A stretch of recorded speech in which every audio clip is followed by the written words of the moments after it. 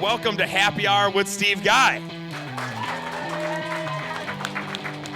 We have Hayden Grove, who's a local musician. Interview and stand-up from local comedian and headlining comedian across the country, Noah Ryan. You know what? Let's give it up for the host of Happy Hour with Steve Guy, Steve Guy! Thank you, Brian.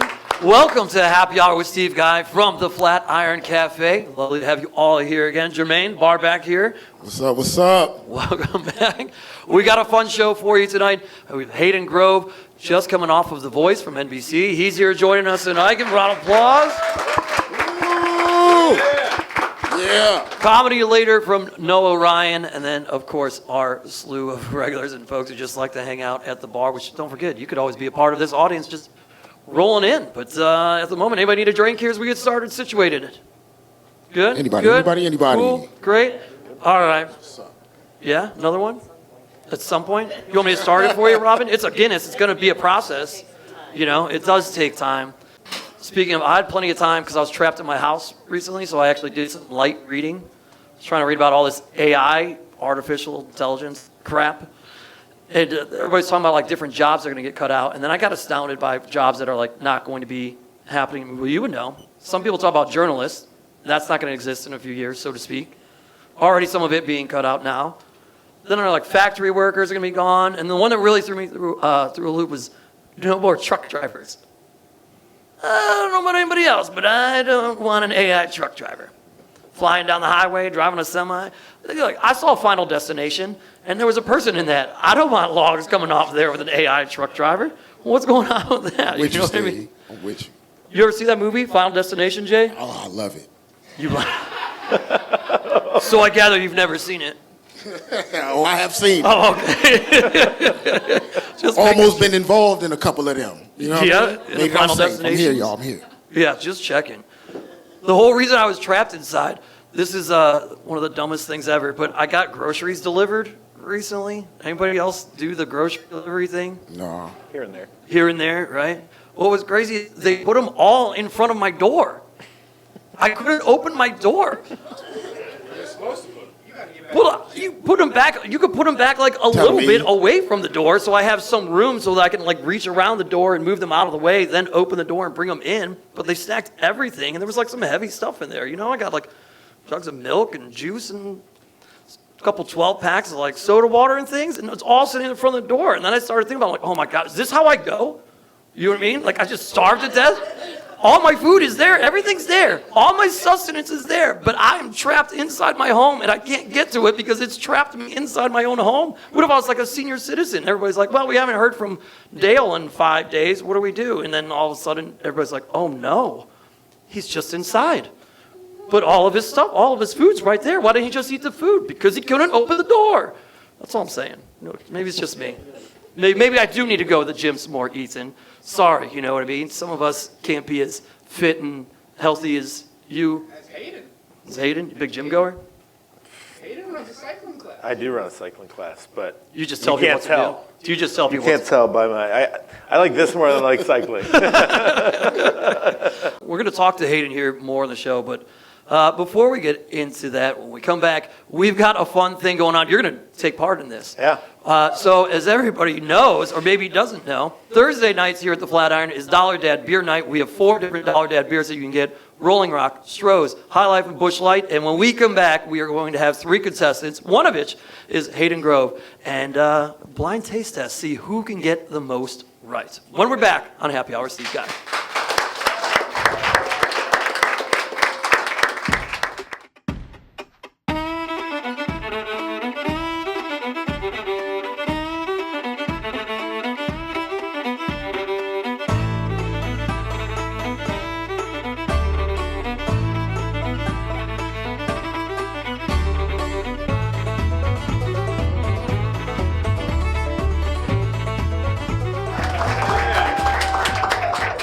All right, so this game is inspired by, like I said before the break, Thursday nights at Flatiron, Dollar Dad Beer Night. I will tell you, because we have 3 contestants here, this comes from a real thing that happened. I once had 2 women that were here. They come all the time on Dollar Dad Beer Night, and somebody put them up to the challenge to try all 4 of our Dollar Dad beers and see who could get them most correct. So what's going to happen here? Hayden, Jason, and Jenny are all here. They've got their cans of Dollar Dad beers sitting behind the glasses. They are not at all in the same order. They need to move the can to whichever glass they think matches up. And then, underneath there, we have the actual listing of what they are. You may start how you want to start, whichever glass you want to start with. I wish I was in this competition. And then make sure you put the can behind it. This is good. Here we go. They're on it. Trying it. You would think that this is fine wine based upon what they're doing here. I'm no sommelier, but I'm pretty sure that Busch Light, High Life, Rolling Rock, and Stroh's are not something that people would be like, oh, this is a really difficult palate. Okay. So it makes feeling good, feeling confident. I think I got that one. Oh, okay. All right. I got that one. Thinks he's got it. I'm good. Only You're get away good? with that Feeling bag. confident? Jenny? Whoa. Okay. All right. Big movement. What a chess move. Yes. First one over here you said is Stroh's. It is, I can open this up, Rolling Rock. Oh, no. Oh, we're in trouble. Number Oh, one. no. All right. Second one, Oh, no. you said is High Life. It is High All right. Life. Nailed one. We got one. Yeah. Got one. 1 for 2, 50%. Next up you said is Busch Light. This is actually Stroh's, not Busch Oh, Light. brother. Well, this is Busch Light. That One was for Stroh's. 4. Your last one you said was Rolling Rock. It is Busch Light. So I was 1 for 4. 1 for 4 for Oh, Hayden. that's good, it's all embarrassing. good. 1 for That's 4. embarrassing. Hey, it's a tough That's a bad job out of me. Man. Your first one is Stroh's. It turns out it is Stroh's. All right, Jay. All right. I think he had the right order. I had the very wrong order. Your second one you said is High Life. Just so everybody knows, Jason comes here every Thursday, Dollar Dad Beer Night, and drinks Rolling Rock. And that, sir, is Rolling Rock, not Miller High Life. It's all good. Oh, wow. Wow. Your third one you said is Busch Light. That is Miller High Life. Fuck. Which means your final one that you thought was Rolling Rock is actually Busch Light. Wow. I drink One- so much of it with my family when I'm out there. We're both one. Rock all the time. Boom. 1 for 4. 1 for 4. Hey, she's All right, let's go. Jenny says her first one is Rolling Rock. It is Rolling Rock. Oh. Like you know, the price is right. wait, all 3 of them get the first one? Go. You only need to get one more to win this, but let's see. The second one you said is Busch Light. It was Stroh's. Third one you said is Oh, High no. Life. It was High Life. Oh. Doesn't even matter. Your fourth one was not Stroh's. It was Busch Light. There you But go. 2 out of 4, you win. 2 out of 4, Jenny. You are the winner. Ooh. Congratulations. Wow. Never even drank 2 of the 4 of these beers before today. Brian's going to give you a free t-shirt from like 2017, and Where mine at, B? I'm going to get you a drink out of me. Way There to you go. go. That was our Dollar Dad beer drinking contest. When we come back, a full conversation with Hayden Grove.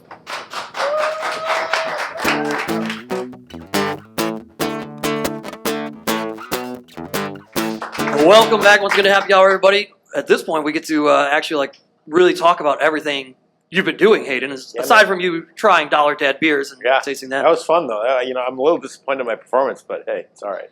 Hayden Grove, those watching who don't know, if you're in Cleveland, you've been living under a rock. I was just on The Voice recently. Congratulations. That was a Thank you, huge man. deal. Thank you. Living under a rolling rock. Only if you could guess it right. There Yeah. you go. What was that whole experience like? Man, it was amazing. I got the call originally probably in February of 2024. So it was a long process. I had to, I think they were asking me earlier, how it was to keep that a secret. One of the hardest things I've ever done, Yeah. because we filmed in spring of 2024. Now we're in spring of 2025.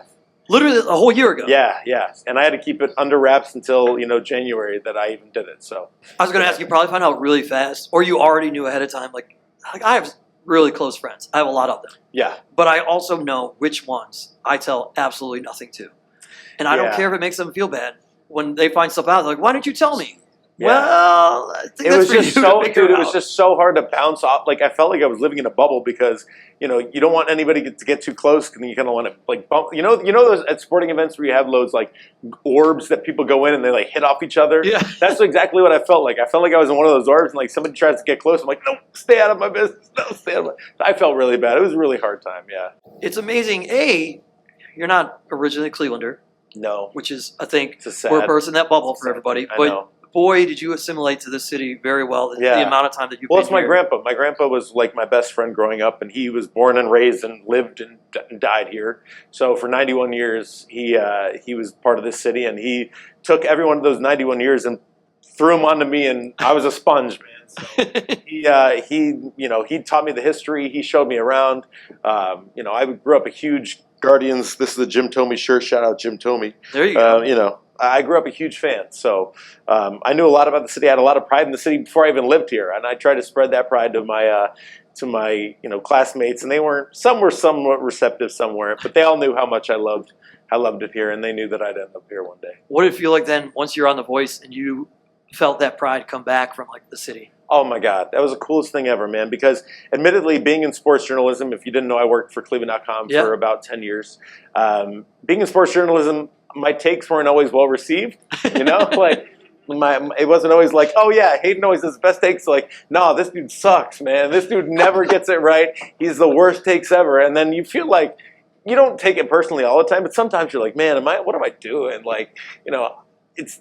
I love this city. I always want to put on a good face for the city. So when everybody kind of, it's funny that even the people that hated my takes were like, hey, man, you did such a great job. You did us proud. That really made me it really filled my heart, and I'm so blessed and appreciative of that. What about the spots that you were singing before you even went on there? That had to be like a huge moment for them. Yeah. Feeling like they were kind of a part of that in some way. Yeah, no, they were for sure a part of it. And I think the coolest part is like now those places are even more full. Like that's the coolest part. Like, I can walk into Valenti's and Broadview Heights and it's full. Like, not that it wasn't at least well attended, but now it's like, okay, now it's full, and Tribs is now full, and like these places are kind of receiving a different part of the experience. Like their restaurants are now getting more exposure, and that's awesome to me because I want to bring in as much business as we can for local venues such as this one of the Flatiron. What is that actual coaching like? Because we sit here and watch it on TV, and it seems like you're all working hand in hand with these coaches all the time. Is that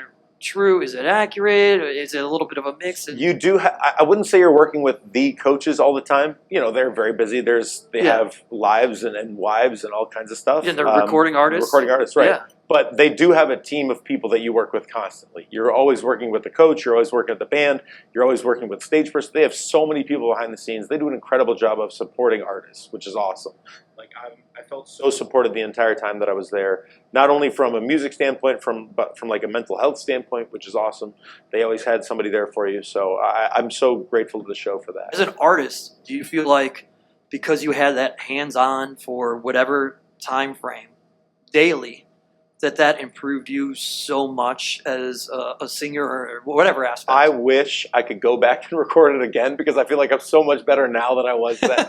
Like I wish I could go back and be like, no, this I'm better now. So yeah, it's night and day from like when I was doing it to now. I just feel like I'm in a totally different world and a totally different realm, which is cool. Now that you're back, what are your plans? What do we got going on? Yeah, man. That's the question that everybody's asking me. And my initial plan, and I appreciate the question, my initial plan is just killing that day. Whatever day that is, just making sure I do the best that day. But writing music, I'm working on writing music. I'm writing a couple days a week. I'm gigging a lot for 3-4 days a week, maybe 4 or 5 days a week. Looking for shows in other venues, bigger venues, and I feel like my new job is like full-time content creator. Like, you got to get something out every day. Yeah. Like I'm following. I don't know if you know Sir Yacht, but like, sure. I feel like I got to be like him. Like pretty soon I'm going to be in here eating every wing that you have for every hour for the next 7 days or something. And then you have to sing when you do it. Yeah, exactly right. Singing all the while. So yeah. I feel like that's part of my job, dude. Creating content. Do you have a time frame of when you would put out like an original album? Are you not putting any pressure on it? Just coming as it goes. You're writing stuff. I'm not putting a date on it, but I think by the end of the year would be a good time. Good for you, man. Yeah. We got stuff in the works, so I think by the end of the year I'll have at least a song or two out. Were you already working on it previously? Yeah. Okay. Yeah. This just kind of once you got on the show. You know what? I'll tell you the truth. I Yeah. hate my original music. Like, I don't think I'm any good at it. I love the standards in the song. Like, the songs I sing are so beautiful and they are so great in themselves. Like, when I write a song, I'm like, man, this is nothing compared to what I usually sing. But the point is that I'm expressing myself, and I gotta, like I said, get the confidence to get it out there, tell my story, and do all that, good stuff. You do have a great story. Thank you. And I'm going to let you tell some of that because Yeah. you put out an amazing, I don't know if I would call it a clip or post, but, everybody on The Voice gets a backstory and they show it to you. Yeah. And obviously you have a much more extended story. And you already brought up mental health when you had people there at The Voice. But for people watching and listening, give a little bit of that backstory. Yeah, I was very blessed that the show did give me a feature. Like, some people got a couple seconds. Right. I was able to get a good feature, and they brought my parents in, and they influenced or showed a little bit about Cleveland and my job with Cleveland.com, and covering the Browns and such. But they didn't really touch on my mental health story. So I'll try to keep it somewhat brief. But when I was 18, should have been one of the best times of my life. Everything was going my way, but I was just in this dark cloud, man. I just could not get out of it. I was crying. I was not eating. Couldn't sleep.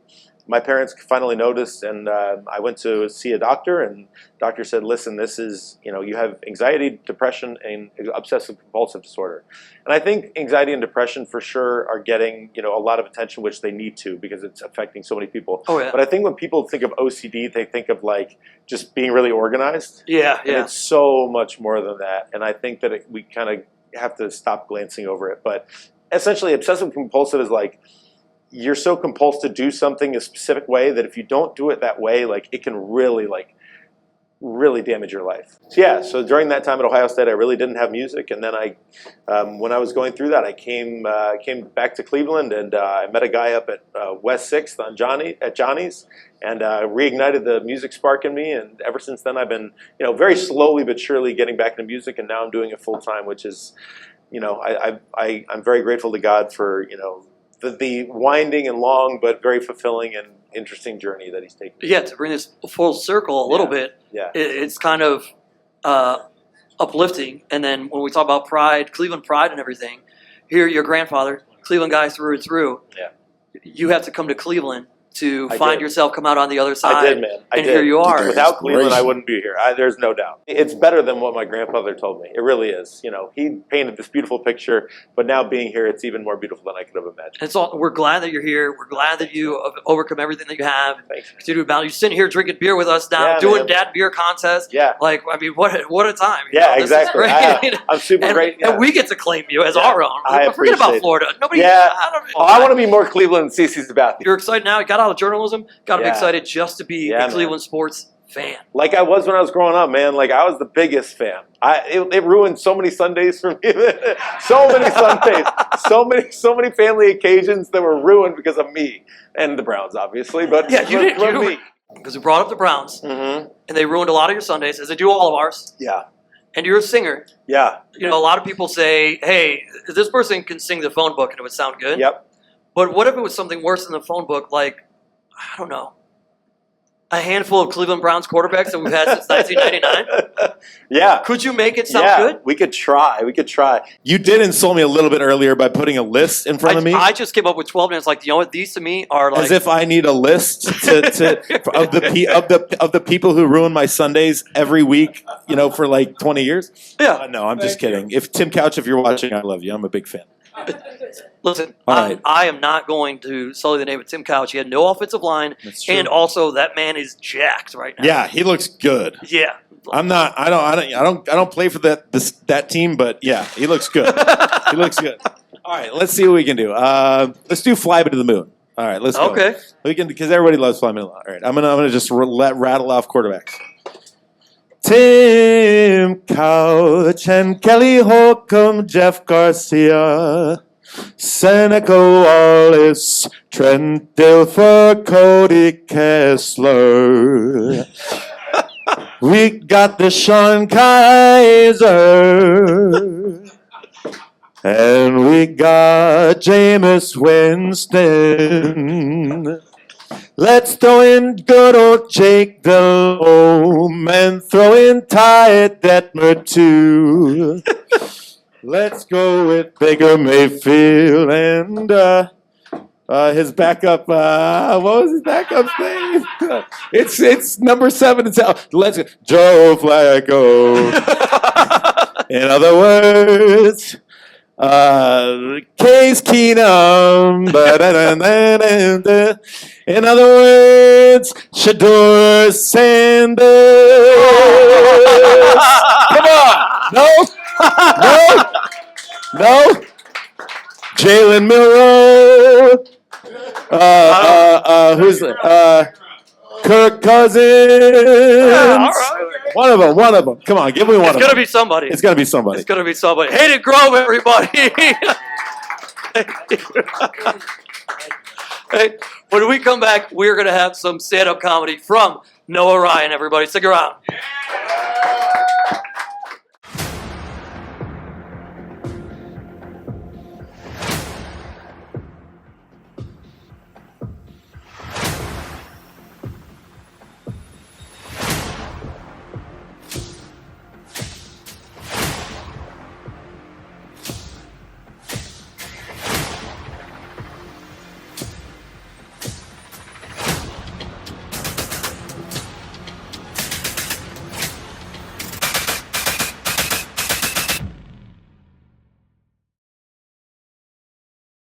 This comedian coming up, he does stand up all over the country. Make some noise for Noah Ryan. I just want to ask you guys a question to start off. Do you guys believe in aliens? Yeah, a couple people believe in aliens? Cool. I believe in aliens because I have been to a 24-hour Walmart after midnight. It's like walking into a Star Wars cantina. It's like, is that Chewbacca? No, it's just a tweaker going... You know? Is that an Ewok? No, it's just a little person with a fishing pole. It's just... But for years, people have been like, hey, government, the aliens are real. And the government's been like, no, it's not. And now the government, like, hey, aliens are real. And we're like, no, they're not. You guys are covering something up. And I think it's because we haven't had great leaders for us to take them to, which is why we haven't seen the aliens, right? Because when the aliens land in the movies, it's always, pew, beep, take me to your leader. And if they came in the 90s, you're going to go to Bill Clinton? I just want to know, from which planet are the aliens the hottest? And what do those tentacles do? Early 2000s, you got George Bush, right? Aliens, E.T., home phone. Then you got Barack Obama in the mid-2000s, right? And I don't think there's really anything funny about Barack Obama, but he starts every sentence with, And so when the aliens land, and he's like, and they're like, and he's like, and the aliens are like, they're going to get bored, and they're going to go off. And they won't come back until 2020 when we have Joe Biden.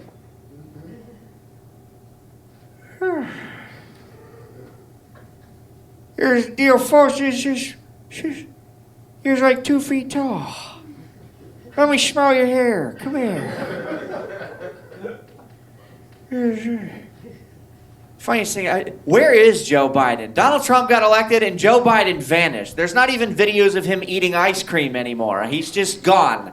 Like, I want him to pop up doing a regular job. Like, I'm just scrolling through TikTok and I see Joe Biden as a Walmart greeter. That'd be pretty cool. You walk into Walmart, Biden's just... Welcome to Target. I don't know why they got me wearing blue. My favorite color is red. Come on. Of course, now the aliens land. You take them to Donald Trump, right?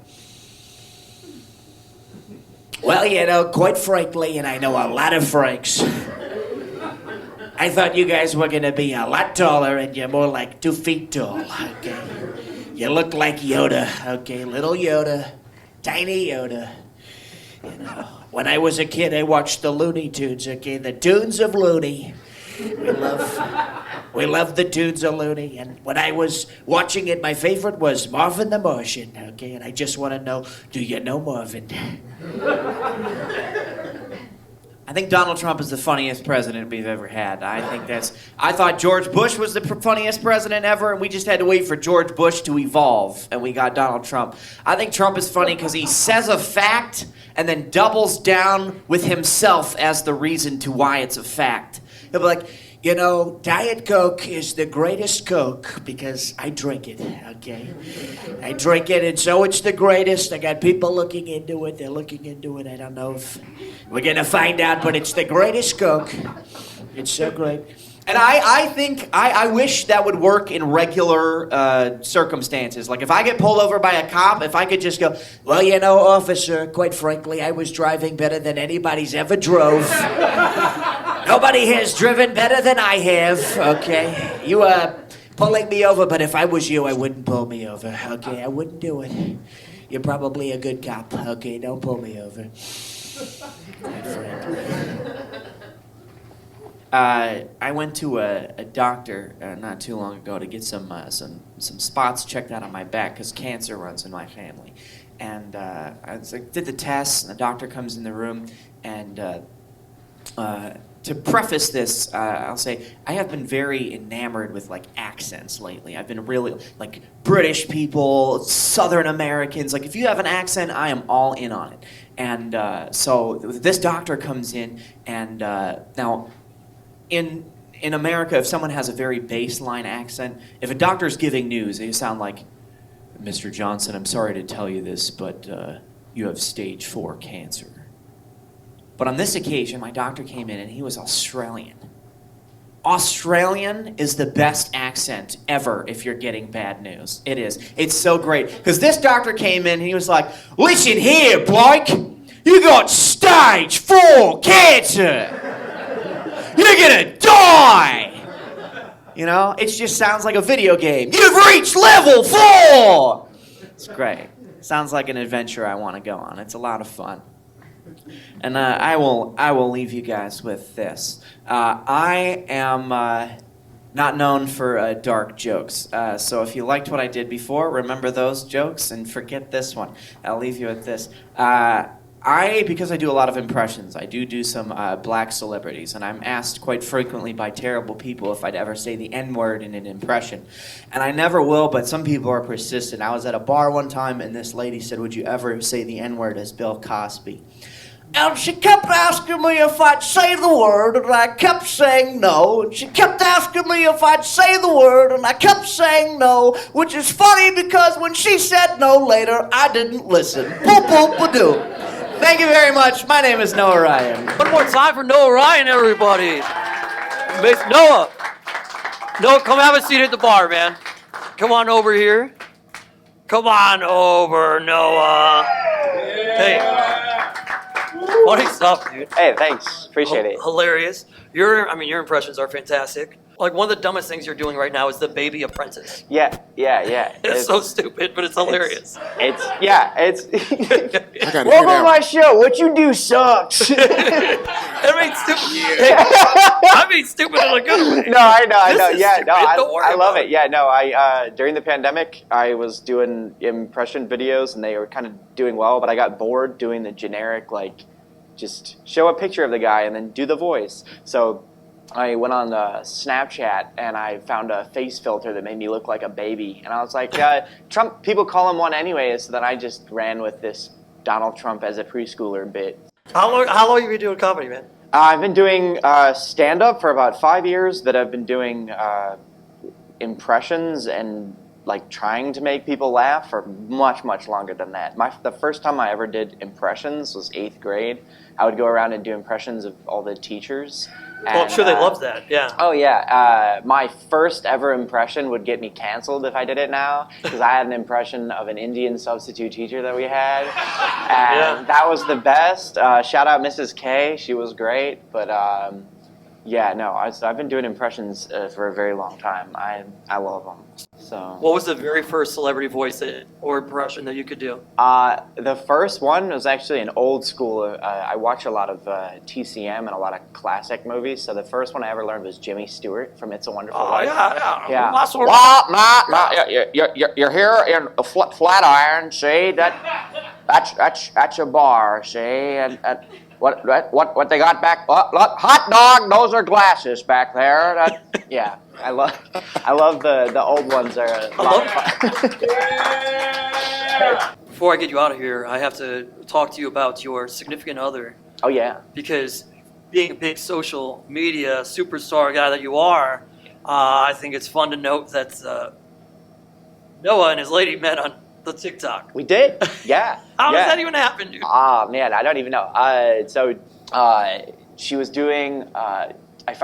She was doing a Kristen Wiig impression from SNL. Okay, yeah. And I was like, this is so cool. And so like I followed her. She looked at my stuff and found my Robin Williams, because I do Robin Williams, and she was like, this is amazing. And then we became friends, and we did a collab. We love vintage music, we were talking about, and so we were like, we don't even want to do impressions. Let's do a song collab. So through Zoom, we recorded a version of "Baby It's Cold Outside."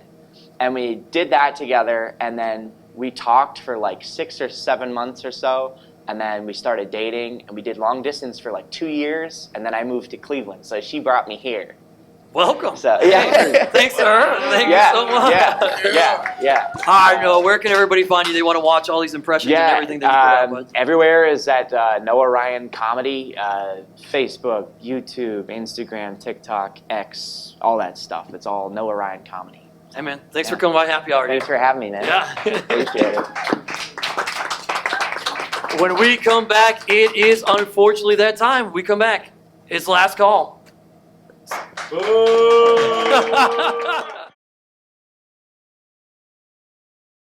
Welcome back to Happy Hour. Unfortunately, it is that time. Jermaine, hit the bell, buddy.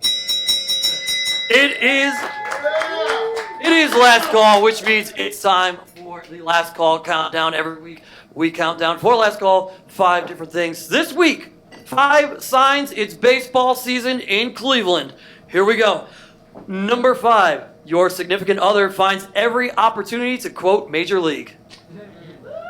Number 4, every once in a while you forget the Browns pick early in the NFL draft.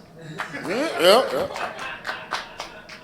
Number 3, you look forward to at least 81 times over the next 5+ months of saying "these nuts" while holding a bag of peanuts. No, I do. Number 2, no matter how long the team starts on the road, you know that once the home opener comes, there's going to be snow somewhere in the forecast. Heard. And number 1, every time you see a child or senior citizen fall down at this time of year, your inappropriate and immediate instinct is to yell, "Down goes Anderson!" That's it. That's our last call countdown of the week. Thanks to Hayden Grove for swinging by. Thanks to Noah Ryan for dropping by Happy Hour. We will see you next week right here at the Flatiron Cafe. Jermaine, say good night to everybody. Good night, everybody.